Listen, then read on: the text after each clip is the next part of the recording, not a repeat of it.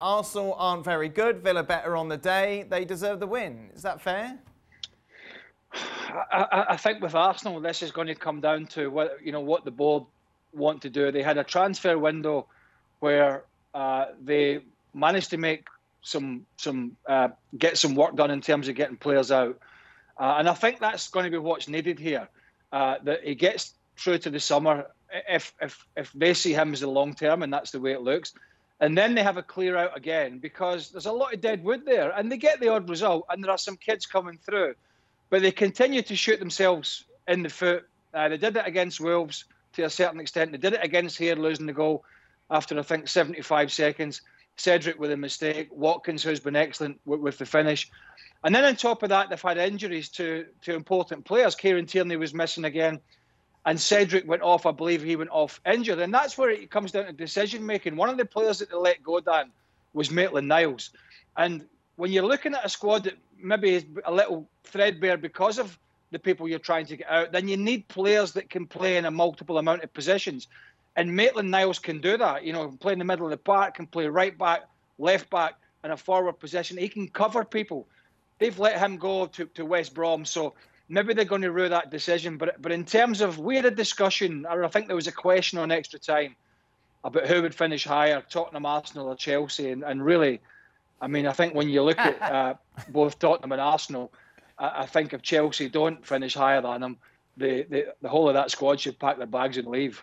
Frank, your takeaway from this game?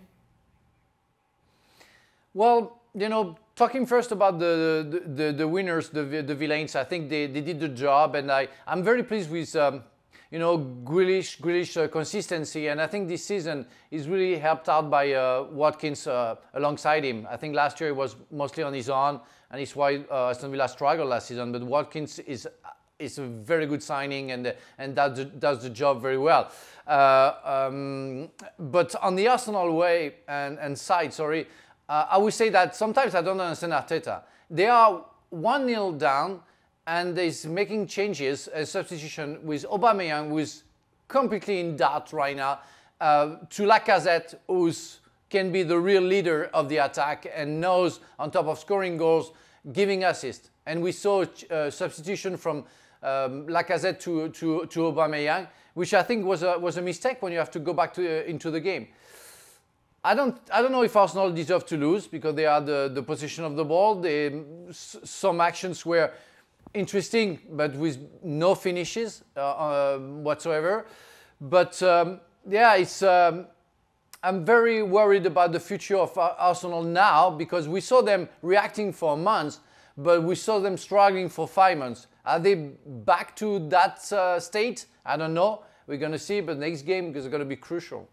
Finally, I was just going to say just quickly, Dan, it's hard to talk about Arsenal, isn't it? It's hard to find an angle that is positive or negative. It's like, it's just hard to fathom just who sees the correct direction for this club, and it'll all come out in the wash and it'll all unravel. But it's just hard to see what the end game is at this club at the moment. It's difficult.